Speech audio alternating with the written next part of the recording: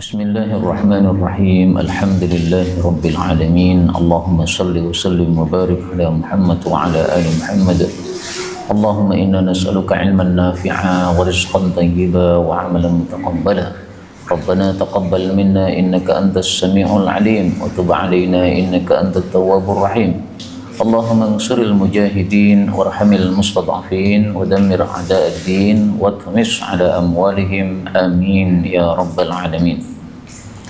Alhamdulillah kaum muslimin rahimakumullah, kita lanjutkan pengajian hadis dari kitab Sunan At-Tirmidzi dan kita masih membahas ayat-ayat yang menjelaskan tafsir Al-Qur'an Al-Karim, yaitu pada hadis 3082, faqala al-muallif rahimahullahu ta'ala wa nafa'ana bihi wa bi'ulumihi fid dharain amin. Dari Abu Burdah ibni Abi Musa, dari bapaknya yaitu Abu Musa, dia mengatakan, telah bersabda Rasulullah sallallahu alaihi wasallam, anzalallahu, Allah telah menurunkan, alayya, kepada saya, amanaini, dua keamanan, li ummati, untuk umatku, yaitu umat Islam. Yang pertama adalah wa ma kana Allahu liyu'adzibahum wa anta fihim, dan tidak adalah Allah itu menyiksa mereka sementara engkau masih ada di tengah-tengah mereka. Nah, ini berarti bukan hanya umat Islam, semua umat Nabi, baik orang kafir maupun muslim, semuanya aman dari siksa selama masih ada Nabi Muhammad sallallahu alaihi wasallam. Wa ma kana Allahu mu'adzibahum, dan tidaklah Allah itu akan menyiksa mereka, wa hum yastaghfirun, sementara mereka masih istighfar kepada Allah Subhanahu wa taala. Surat Al-Anfal ayat 33. Fa idza madaitu, kalau saya sudah lewat maksudnya sudah wafat, taraktu, saya pun meninggalkan, fihim, di tengah-tengah mereka, istighfar, mereka masih bisa istighfar, ila yaumil qiyamah, sampai pada hari kiamat kelak. Jadi kata-kata madai itu di sini yang artinya lewat, itu maksudnya apa? Wafat. Dalam bahasa Arab, kata-kata wafat atau mati itu memang banyak ungkapannya, ya. Madai itu sama dengan mutu, aku mati, sama dengan halaktu, aku mati, sama dengan tufitu, aku mati. Nah, ini adalah lafal-lafal yang berbeda tetapi maknanya sama, yaitu mati. Kemudian hadis ini derajatnya dhaif karena ada rawi bernama Ismail, sebagaimana di sini sudah saya kasih tanda, ya. Ismail bin Ibrahim bin Muhajir, ini seorang perawi yang dhaif. Tapi isinya benar, Pak. Bahwasanya kalau ada Nabi Muhammad sallallahu alaihi wasallam, ya aman sesuai dengan ayat Quran tadi. Jadi seandainya nggak ada hadis ini pun tetap isinya sudah pasti karena sudah ada dalam ayat Al-Quran. Jadi Nabi hanya menjelaskan saja makna dari ayat tersebut dalam hadis ini, meskipun derajatnya dhaif tapi maknanya sudah sesuai dengan teksnya Al-Quran. Kemudian dari sini hadis ini, ya, kita ambil pelajaran juga bahwasanya kata-kata ummati, umatku, itu tidak harus umat Islam.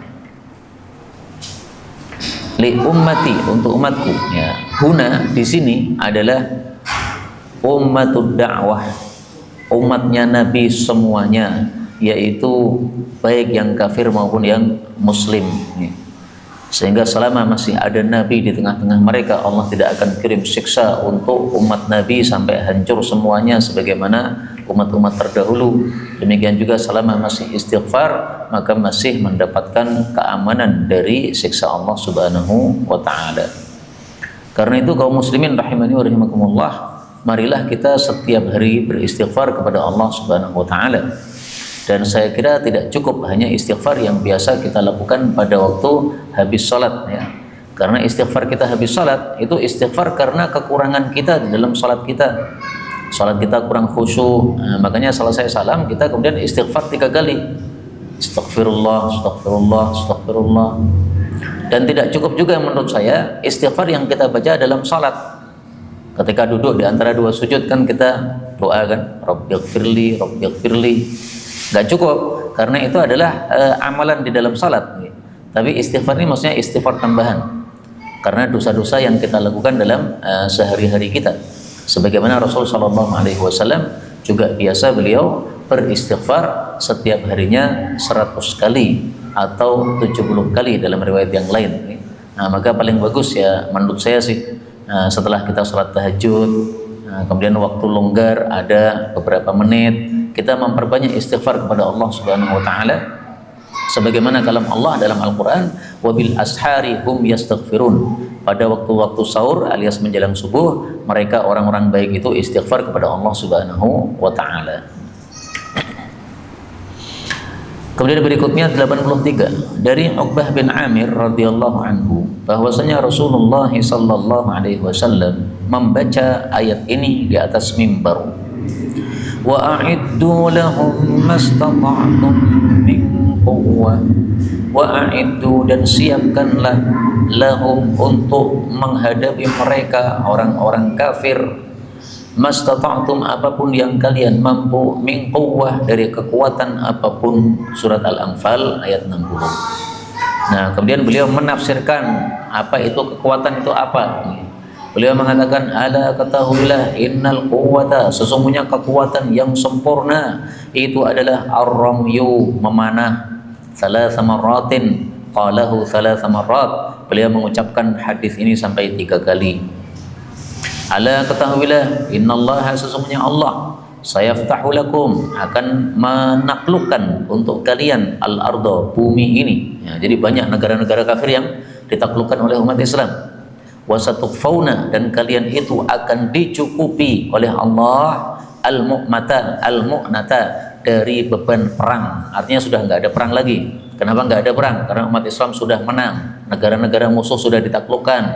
Tapi Nabi tetap berpesan, fala ya'jizanna, betul-betul janganlah lemah, ahadukum, masing-masing kalian, ayal huwa, untuk bermain-main, bi ashumihi, dengan anak-anak panahnya.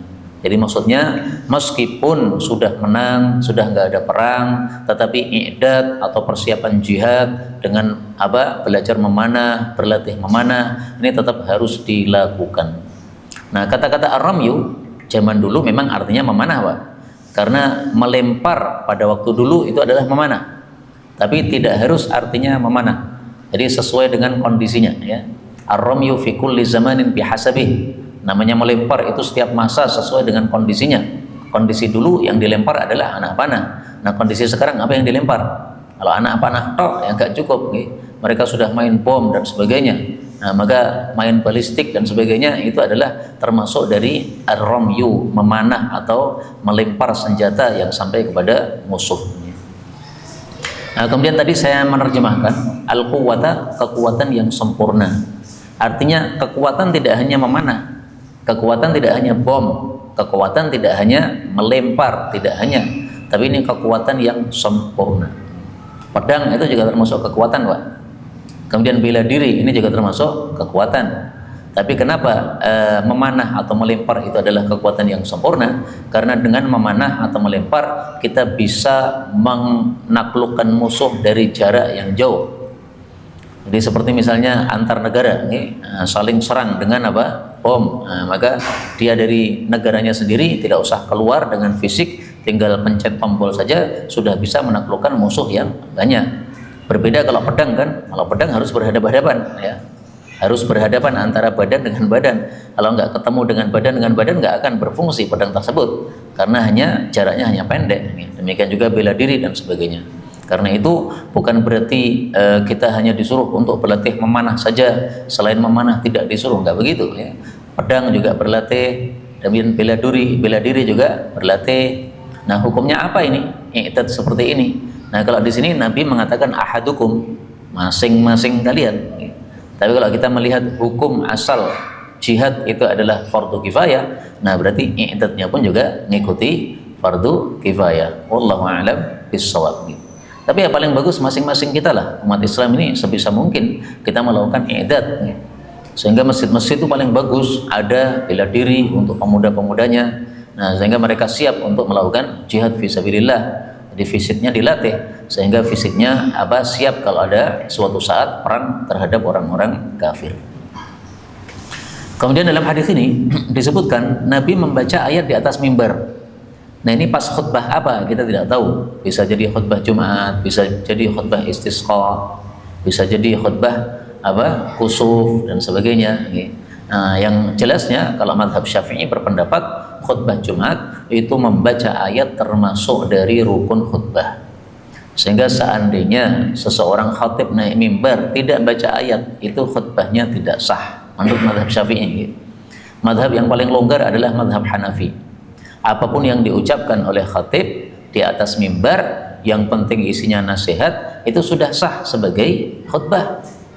Sehingga menurut saya tidak usah Jumatan dibatalkan gara-gara khotibnya nggak datang, seperti kadang katanya pernah terjadi di Garut atau di mana itu kan viral. Nggak perlu begitu. Kenapa? Karena siapapun bisa ngasih nasihat, Pak.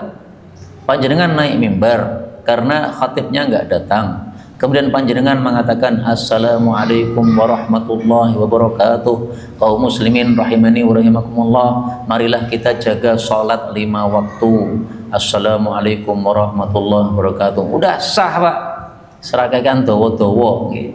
Nah itu gara-gara mereka melazimi madhab Syafi'i, akhirnya malah kewalahan sendiri. Khutbah Jumat harus rukun gini, rukun gini, rukun gini.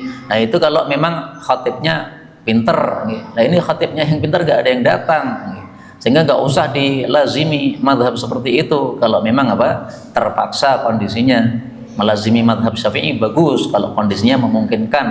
Kondisinya tidak memungkinkan, udah salah satu takmir maju, ceramahnya cukup 1 menit sah. Apa yang diceramahkan? Apapun nasihat. Sholat 5 waktu nasihat, ya kan?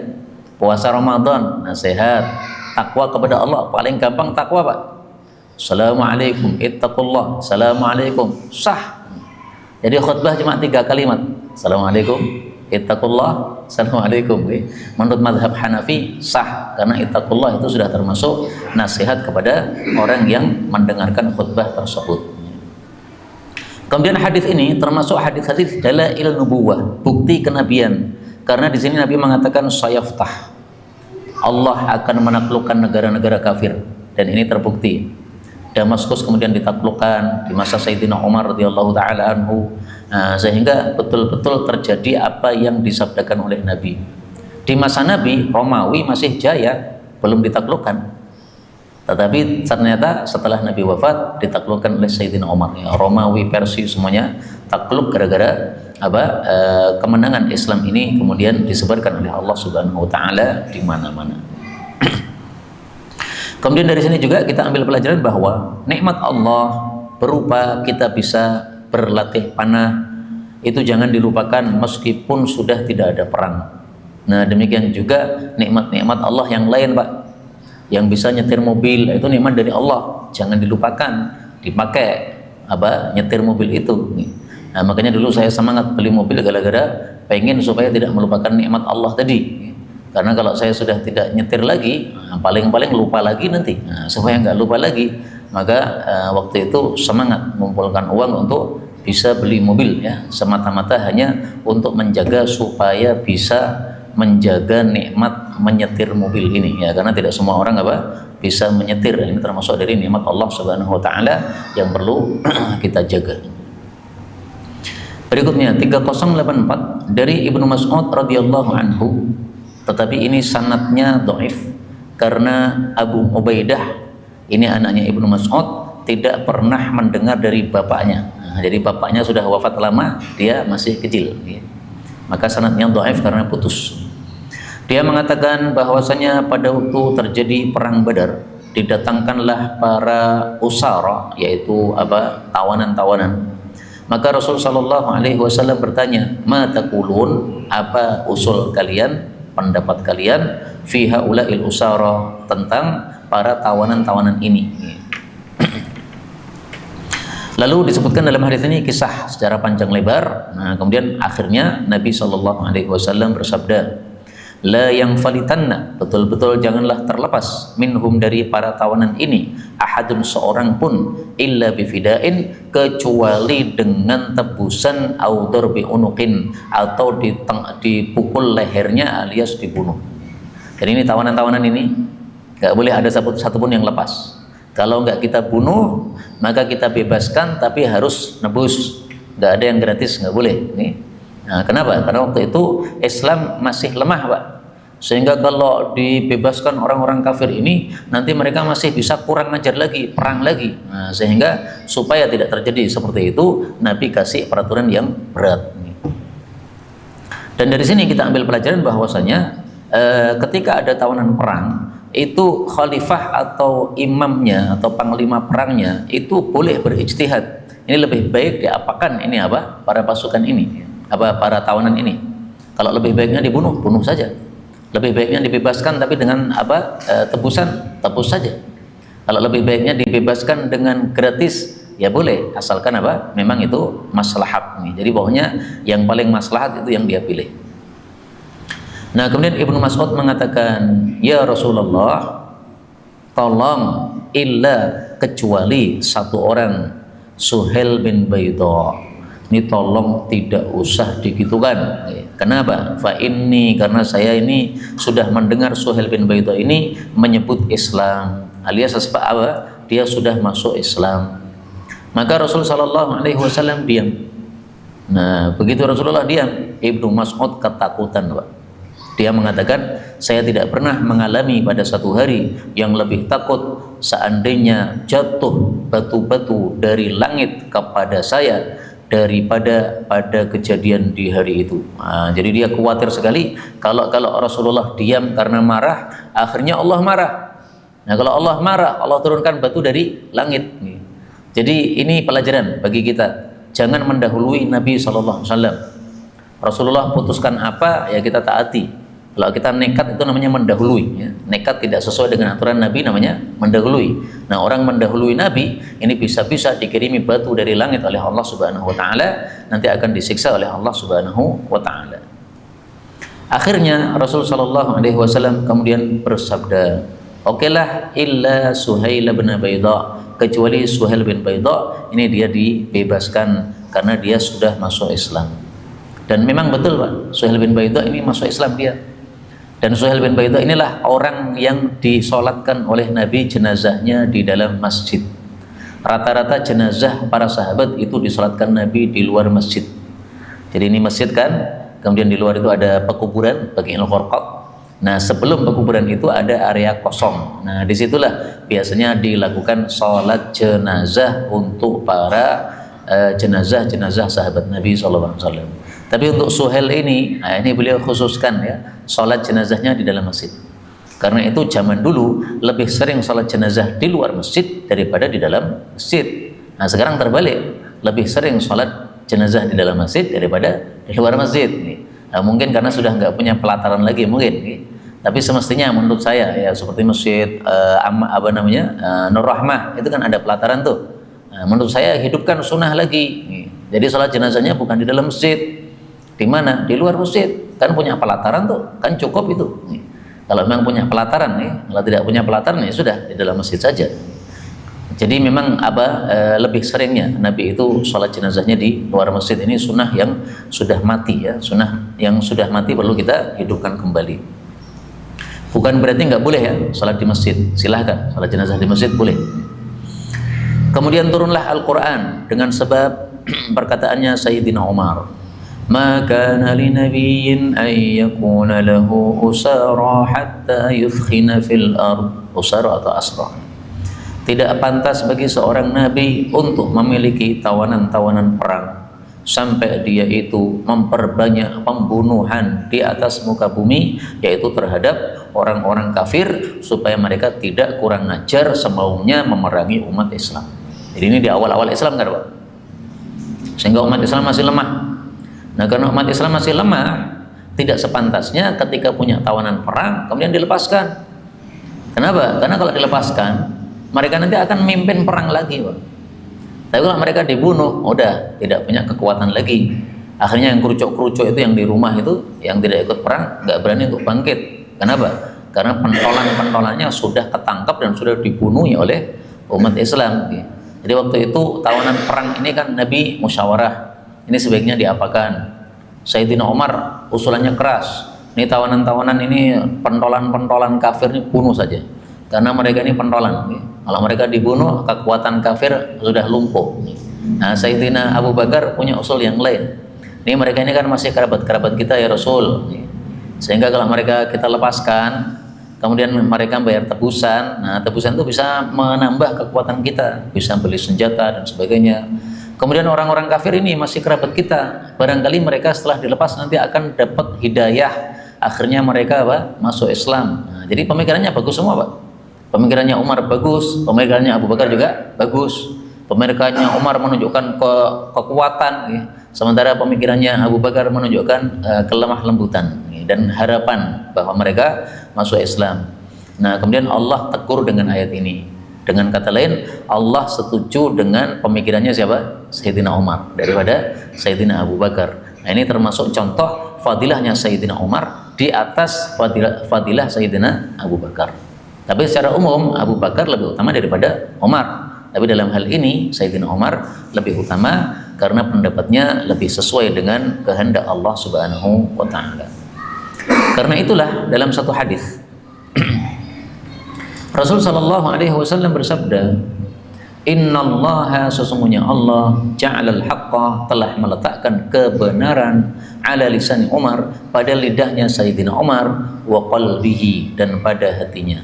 Nah, sehingga kalau hatinya mikir sesuatu atau lisannya mengucapkan sesuatu, nah itu sesuai dengan kebenaran yang dikehendaki oleh Allah Subhanahu wa taala. Dan ini hadis yang saya tampilkan tadi itu juga diriwayatkan oleh Imam Tirmidzi. Mungkin sudah lewat, mungkin juga belum. Nah, kalau belum itu nanti dibahas pada terakhir ya, bagian terakhir yaitu tentang manaqib sahabat-sahabat Nabi sallallahu alaihi wasallam. Kemudian hadis ini tadi kan saya katakan sanadnya dhaif ya. Tapi derajatnya kata Imam Tirmidzi hasan. Nah, kita ngikuti Imam Tirmidzi bahwasanya hadis ini hasan, tidak ada masalah. Toh ini sekedar hanya untuk cerita saja ya, cerita kenapa turun ayat ini, surat Al-Anfal ayat 67. Jadi bukan tafsir sebenarnya ya, tapi hanya cerita tentang kenapa atau sebab turunnya, kenapa turun ayat ini tadi. 85 dari Abu Hurairah radhiyallahu anhu, dari Nabi sallallahu alaihi wasallam bersabda, "Lam tahilla tidaklah halal, berarti haram, al-ghanaim ghanimah rampasan perang, li ahadin untuk seorang pun, sudir ru'usi yang hitam kepalanya, itu manusia hitam kepalanya, min qablikum sebelum kalian, kanat adalah dulu, tanzilu turun, narun api yang besar, minas sama'i dari langit, fatakuluha lalu memakan ghanimah tersebut. Nah, jadi pada umat terdahulu kalau perang selesai ghanimah dikumpulkan Pak, kemudian nunggu ada api dari langit. Kalau muncul api dari langit kemudian membakar ghanimah tadi, berarti Allah sudah terima. Ghanimahnya sudah sempurna, maka ghanimah sudah kami terima. Nah, mendapatkan pahala dari Allah Subhanahu wa taala, diridhai oleh Allah Subhanahu wa taala. Tapi kalau tidak turun api dari langit, nah, berarti ini ada pencurian. Jadi sebelum ghanimah dikumpulkan mereka sudah ngantongin dulu, ya disimpan. Nah, maka tidak akan turun api dari langit. Nah, sehingga kalau tidak turun api dari langit berarti belum diterima oleh Allah Subhanahu wa taala. Nah, mulai kapan ghanimah dihalalkan bagi umat Islam? Nah, ini ceritanya. Sulaiman A'mas kemudian mengatakan, "Faman yaqulu hadza?" Siapakah yang mengucapkan ini? Illa Abu Hurairah, selain Abu Hurairah, al-an, sekarang. Ini maksudnya apa? Ini pun pensyarah hadis bingung, Pak. Ini yang dimaksud apa ya? Abu Hurairah tidak ada yang mengucapkan selain Abu Hurairah. Nah, dia menerka-nerka mungkin yang dimaksud itu adalah pada kata-kata sudir ru'us. Pada kata-kata sudir ru'us, yaitu yang hitam kepalanya. Jadi sekarang sudah tidak populer lagi istilah yang mengatakan seseorang yang hitam kepalanya. Ini istilah sudah punah, sudah tidak pernah diungkapkan lagi. Falamma kana yaum Badr, maka tatkala datang perang Badar, mereka pun mengambil ghanimah-ghanimah sebelum halal bagi mereka. Akhirnya Allah pun menurunkan ayat, laula kitabum minallahi sabaqa lamassakum fima akhadtum adzabun adzim. Laula, kalaulah tidak karena kitabun, ketetapan minallahi dari Allah, sabaqa yang sudah lewat, lamassakum sungguh akan mengenai kalian fima akhadtum pada apa yang kalian ambil dari ghanimah, mengenai kalian adzabun azim, siksaan yang besar. Nah, yang dimaksud ketetapan dari Allah adalah ketetapan bahwasanya umat Islam akhir zaman, umat Nabi Muhammad SAW akan diperbolehkan mengambil harta ghanimah. Nah, seandainya belum ada ketetapan itu, niscaya kalian mengambil ghanimah sebelum diizinkan oleh Allah, itu menyebabkan kalian dapat siksa. Tapi kenapa kalian ngambil sebelum dihalalkan oleh Allah kok tidak turun siksa? Karena memang sudah Allah menetapkan sejak dulu bahwa umat Islam akhir zaman akan diperbolehkan mengambil ghanimah. Nah, akhirnya kemudian pada perang tersebut, perang Badar, kemudian diperbolehkan untuk mengambil ghanimah sejak perang Badar tersebut sampai dengan perang-perang seterusnya. Surat Al-Anfal ayat 68.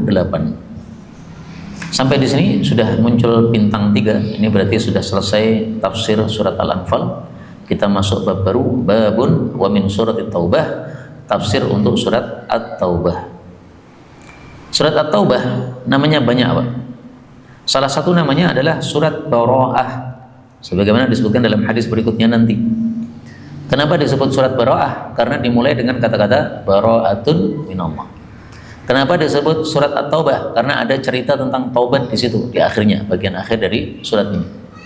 Sampai ada sekitar 10 nama untuk surat At-Taubah. Nah, yang paling populer itu adalah At-Taubah, kemudian Bara'ah, kemudian Al-Fadhihah. Al-Fadhihah itu artinya adalah yang membredeli atau mempermalukan orang-orang munafik, sehingga disebutkan wa minhum, di antara munafik ada yang begini, di antara munafik ada yang begini, diceritakan tentang kejelekan-kejelekan orang-orang munafik. 3086 dari Ibnu Abbas radhiyallahu anhuma, dia mengatakan, saya berkata kepada Utsman bin Affan radhiyallahu anhu, apa yang menyebabkan kalian, wahai Sayyidina Utsman, kalian itu bersengaja kepada surat Al-Anfal? Padahal surat Al-Anfal ini termasuk surat-surat Matsani. Surat Matsani itu yang kurang dari 100 ayat. Dan kalian bersengaja kepada surat Bara'ah, sementara surat Bara'ah termasuk dari surat-surat Mi'in, surat yang isinya 100 ayat lebih. Jadi ini dua grup surat yang berbeda. Faqarantum, kenapa kalian gabungkan antara dua surat ini dan kalian tidak menulis di antara keduanya tulisan Bismillahirrahmanirrahim, lalu kalian malah meletakkan dua surat ini dalam surat-surat yang panjang? Apa yang menyebabkan kalian melakukan hal tersebut? Nah, di sini kita ambil beberapa faedah. Faedah yang pertama ya, bahwasanya Ibnu Abbas memuliakan Utsman dengan mengatakan kum. Kum itu semestinya digunakan untuk orang banyak. Kalau untuk satu orang kan ka. Nah, bisa kum digunakan untuk satu orang, tapi dalam rangka untuk memuliakan. Jadi kalau dalam bahasa kita misalnya kamu, nah itu untuk biasa ya. Tapi panjenengan, nah itu untuk memuliakan. Nah, sehingga mahamalakum, apa yang menyebabkan panjenengan. Nah, ini berarti memuliakan seseorang yang lebih tua dengan kata-kata kum, atau kalau dalam bahasa kita panjenengan ya, atau sampean kalau di bawahnya lagi. Nah, itu adalah sesuatu yang disyariatkan ya, dilakukan oleh para sahabat-sahabat kepada orang-orang yang lebih tua daripada mereka. Kemudian faedah berikutnya bahwasanya surat Quran itu dibagi-bagi, ada surat Matsani yang ayatnya 100 atau kurang, ada surat Mi'in yang ayatnya di atas 100, ada surat Tiwal atau Sab'ut Tiwal, yaitu surat-surat yang ayatnya panjang-panjang. Nah, di sini Sayyidina Ibnu Abbas bertanya, ini ada surat Al-Anfal termasuk surat yang 100 atau kurang. Ini ada surat At-Taubah termasuk yang di atas 100, bukan termasuk dari 7 surat yang panjang. Lah kenapa kalian gabungkan? Dua surat yang dua marganya berbeda, kemudian dimasukkan dalam surat-surat yang panjang, yang 7 di depan itu, mulai dari Al-Baqarah, Ali Imran, An-Nisa, Al-Maidah, kemudian Al-A'raf, Al-An'am juga ya, Al-An'am, kemudian Al-A'raf, kemudian kurang satu lagi, ini adalah gabungan antara Al-Anfal dengan At-Taubah. Makanya 7 surat yang panjang dalam Quran itu diperselisihkan, Pak. Kalau 1 sampai 6 insya Allah nggak ada perselisihan. Nah yang ketujuh ini yang diperselisihkan. Surat yang ketujuh surat apa? Apakah surat Al-Anfal?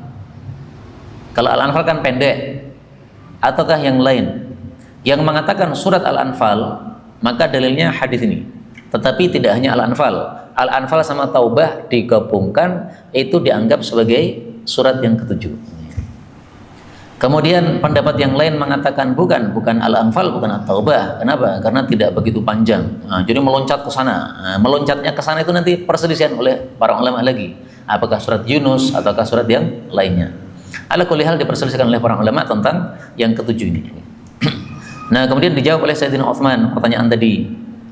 Utsman mengatakan, adalah Rasulullah Sallallahu Alaihi Wasallam apabila suatu masa itu turun surat-surat yang memiliki beberapa ayat, maka ketika turun kepada beliau sesuatu dari ayat Quran, beliau memanggil sebagian orang-orang yang biasa menulis.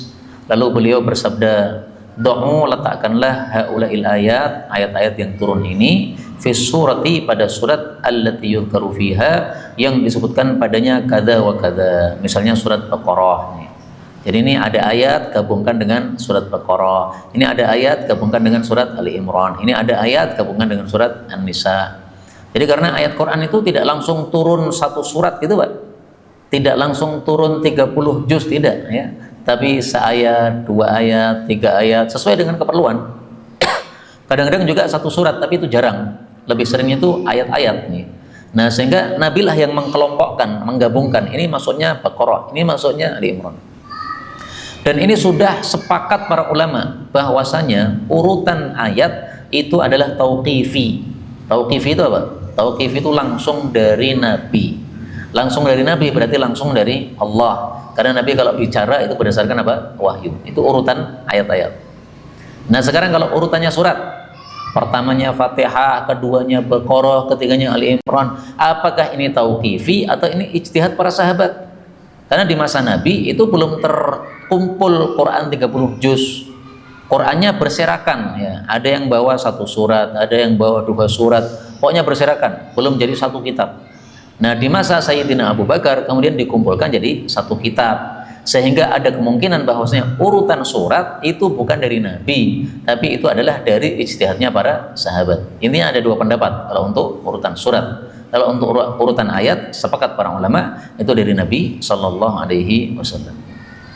Kemudian, dan apabila turun kepada beliau ayat, maka beliau itu mengatakan, "Du'u, letakkanlah hadhil ayat ini fi surati, pada surat allati yudhkaru fiha kada wa kada, yang disebutkan padanya ini dan ini." Jadi maksudnya kadang turun beberapa ayat, 5 ayat misalnya, beliau gabungkan pada surat tertentu. Kadang turun 1 ayat, gabungkan pada surat tertentu.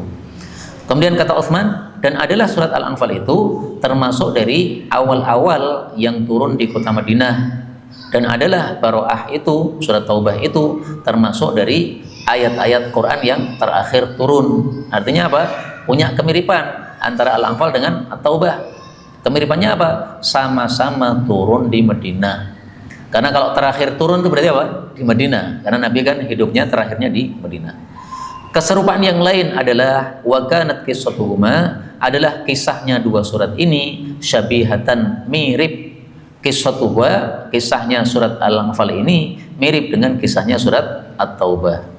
Nah, maka saya mengira bahwasanya dia itu termasuk dari surat tersebut. Jadi saya mengira bahwasanya Taubah termasuk Al-Anfal atau Al-Anfal termasuk Taubah. Lalu Nabi Shallallahu Alaihi Wasallam wafat dan beliau belum menjelaskan kepada kami bahwasanya Taubah termasuk Anfal atau Anfal termasuk Taubah. Karena itulah saya pun menggandengkan antara 2 surat ini, dan saya tidak menulis di antara keduanya tulisan Bismillahirrahmanirrahim. Lalu saya meletakkannya pada sab'ut tiwal, 7 surat yang panjang. Sab'ut tiwal ya, 7 surat yang panjang. Nah, jadi ringkasnya kata Sayyidina Utsman, kenapa saya gabungkan antara Al-Anfal dengan At-Taubah? Itu karena 2 hal. Pertama, 2 surat ini sama-sama turunnya di Madinah. 2, bahwasanya 2 surat ini isinya mirip-mirip. Nah, miripnya itu kayak apa? Kata para ulama, kalau surat Al-Anfal itu isinya tentang membuat janji kepada orang-orang kafir. Sementara kalau surat At-Taubah itu isinya adalah merusak janji dengan orang-orang kafir. Karena mereka merusak, ya kita rusak. Nah, maka ini kemiripan ya. Satunya membuat janji, satunya apa? Merusak janji. Berarti mirip perjanjian antara muslim dengan kafir. Adapun kenapa tidak ditulis Bismillahirrahmanirrahim? Nah, maka di sini ada 2 pendapat ulama. Pendapat pertama seperti di sini, karena Rasulullah tidak menjelaskan apakah ini 2 surat yang berbeda ataukah ini satu surat yang sama. Nah, karena tidak dijelaskan oleh Nabi, ya sudah, saya tidak tulis Bismillahirrahmanirrahim. Pendapat yang kedua mengatakan tidak ditulis Bismillahirrahmanirrahim pada surat At-Taubah karena Taubah itu isinya tentang perang atau pedang. Sementara Ar-Rahmanir-Rahim artinya kasih sayang. Kasih sayang dengan pedang orang nyambung. Pedang itu kegagahan. Maka tidak cocok kalau dengan Bismillahirrahmanirrahim. Itu ada 2 pendapat tersebut. Dan hadis ini kata Imam Tirmidzi hasan, meskipun tadi ya sanadnya ada kedhaifan sehingga didhaifkan oleh Asy-Syaikh Al-Albani rahimahullahu taala. Kedhaifannya di sini ya, bahwasanya Yazid ini tidak mendengar atau tidak berjumpa dengan Ibnu Abbas radhiyallahu taala anhu.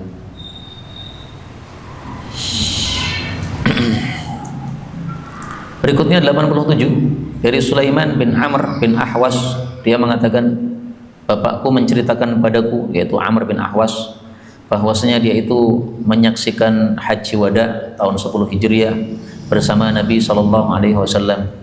Lalu Nabi memuji Allah, menyanjung Allah. Menyanjung itu pujian yang diulang. Dan beliau itu memberikan peringatan dan beliau memberikan petuah. Kemudian beliau bersabda, Ayyu yaumin ahram, hari apa yang paling haram? Ayyu yaumin ahram, hari apa yang paling haram? Ayyu yaumin ahram, hari apa yang paling haram, paling mulia? Maka orang-orang mengatakan yaumul hajjil akbar, hari haji terbesar ya Rasulullah. Nah, yaumul hajjil akbar itu apa? Diperselisihkan lagi, Pak. Ada 2 pendapat. Pendapat yang populer, yaumul hajjil akbar adalah hari nahar atau yaum Idul Adha. Kenapa disebut hari haji terbesar? Karena pada tanggal 10 itulah amalan orang haji paling banyak. Dia melakukan romyun, melempar jumrah, nahrun, menyembelih, halqun, gundul atau tahallul, kemudian tawafun, tawaf ifadah. Nah, 4 amal langsung terkumpul dalam 1 hari sehingga disebut sebagai hari haji terbesar. Pendapat yang kedua mengatakan yaumul hajjil akbar itu adalah hari Arafah, dan memang hari Arafah itu adalah hari yang paling afdal dalam 1 tahun. Nah, kemudian Rasulullah menjelaskan, fa inna dima'akum, sesungguhnya darah kalian, wa amwalakum, harta kalian, a'radakum, kehormatan kalian, alaikum haramun, atas kalian haram. Jadi sesama muslim tidak boleh membunuh, tidak boleh merampas hartanya, tidak boleh meledek atau melecehkan kehormatannya. Kahormati yaumikum hada, seperti keharaman hari kalian ini, hari Idul Adha atau hari Arafah. Fi baladikum hada, di kota kalian ini, yaitu kota Makkah, karena waktu itu berada di Makkah. Fi syahrikum hada, pada bulan kalian ini, yaitu bulan Dzul Hijjah. Ala, ketahuilah, la yajni, tidaklah berbuat kriminal, janin seorang yang berbuat kriminal, illa ala nafsih, kecuali atas dirinya sendiri. Jadi maksudnya kalau ada orang berbuat dosa, berbuat kriminal, itu dia nanggung sendiri, tidak ditanggung dosanya oleh orang yang lain. Wala yajni, dan tidaklah berbuat kriminal, walidun, seorang bapak, ala walidihi, ditanggung anaknya. Wala walidun wala waladun, tidak pula anak berbuat kriminal, ala walidihi, kemudian ditanggung oleh bapaknya. Enggak boleh seperti itu. Seperti di masa jahiliyah, ada seorang bapak membunuh orang, kemudian bapak ini lari. Nah, kemudian keluarga korban ini tidak terima, akhirnya anaknya yang jadi sasaran. Apa salahnya anaknya? Yang membunuh itu bapak, bukan anaknya, kok malah yang dibunuh malah anaknya. Enggak boleh seperti itu. Itu namanya berarti memikulkan dosa kepada orang lain. Nah, maka ini hadis ini menghapus adat jahiliyah. Ala ketahuilah, panjang hadisnya Pak. Innal muslim, sesungguhnya orang muslim, akhul muslim, saudaranya muslim yang lain. Falaisa yahillu li muslimin, maka tidak halal bagi orang muslim min akhihi syai'un, dari saudaranya sesuatu pun, illa ma ahalla min nafsih, kecuali apa yang dia halalkan terhadap dirinya sendiri. Ala ketahuilah, wa inna, dan sesungguhnya, kulla riba, setiap riba, fil jahiliyah, di masa jahiliyah, maudu'un, sudah diletakkan maksudnya dibatalkan. Lakum, bagi kalian, ruhusu amwalikum, modal harta kalian kembali seperti semula. Dulu ngasih 1 juta, kembali 1 juta, jangan lebih. La tadlimun, kalian tidak boleh dolim. Wala tudlamun, dan kalian pun juga tidak akan didolimi. Ghaira ribal Abbas, selain ribanya Abbas paman saya, Abbas bin Abdul Muttalib, fa innahu maudu'un kulluh, karena semua ribanya Abbas itu diletakkan semuanya. Nah, ini juga kalimat ini belum dipaham oleh pensyarah kitab ya. Apa maksudnya selain riba Abbas? Itu memang semua riba diletakkan. Ala ketahuilah, wa inna, dan sesungguhnya kulla damin, setiap darah, kana fil jahiliyah, yang terjadi di masa jahiliyah, yaitu pembunuhan maksudnya, maudu'un, semuanya dibatalkan. Ini sudah nggak ada kisos-kisos lagi. Kenapa? Karena apa? Karena itu sudah dianggap 0-0 lagi. Jadi kembali seperti semula. Itu yang jahiliyah ya. Kalau setelah ini ada pembunuhan, ada kisos. Wa awwalu damin, dan adapun darah yang pertama kali, wudi'a, yang diletakkan, min damil jahiliyah, dari darahnya jahiliyah, adalah darahnya Harith bin Abdul Muttalib. Ini termasuk kerabat Rasulullah sallallahu alaihi wasallam.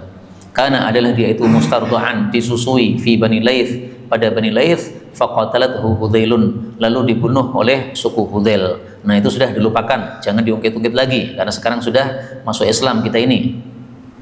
Ala ketahuilah, wastausu, terimalah wasiat dari saya, bin nisa'i khairan, untuk berbuat baik kepada para istri masing-masing. Nah, jadi istri-istri kita, mari kita berbuat baik kepada mereka. Fa innama, tiada lain, hunna, para istri tersebut, awanin indakum, seperti tawanan-tawanan pada kalian. Laisa la tamlikuna min hunna syai'a, kalian tidak memiliki dari para istri kalian sesuatu pun, ghaira dzalika, selain itu. Itu maksudnya adalah yang disebutkan sebelumnya tadi, yaitu menerima wasiat dari saya kebaikan. Jadi artinya kalian tidak berkuasa untuk menyiksa istri, untuk memperbudak istri, untuk berbuat jelek dengan istri, nggak boleh. Sampai di sini dulu Pak, karena sudah habis waktunya. Insya Allah dilanjutkan di waktu yang lain. Dan dari kata-kata awanin, istri itu seperti tawanan, ini menunjukkan bahwa istri tidak boleh keluar rumah kecuali atas izin suaminya. Seperti tawanan tidak mungkin keluar kecuali diizinkan oleh orang yang menawan mereka. Nah, maka diserupakan dengan tawanan. Tapi izin itu tidak harus jelas. Izin itu bisa dengan mafhum ya. Seorang suami setiap pagi sudah diketahui oleh istrinya bahwa istrinya keluar untuk belanja, itu nggak perlu izin lagi karena sudah diketahui. Nah, itu nggak perlu izin karena apa? Sudah izinnya sudah dipahami. Wallahu a'lam bishawab. Walhamdulillahi rabbil alamin. Subhanakallahumma rabbana bihamdika asyhadu an la ilaha illa anta astaghfiruka wa atubu ilaik. Mengudara. Kajian gratis ini berjalan atas izin Allah dan dukungan tulus dari Anda. Bersama kita sebarkan kebaikan seluas-luasnya. Yuk jadi bagian dari tim kebaikan kami dengan mendukung operasional dakwah. Jazakumullahu khairan katsiran.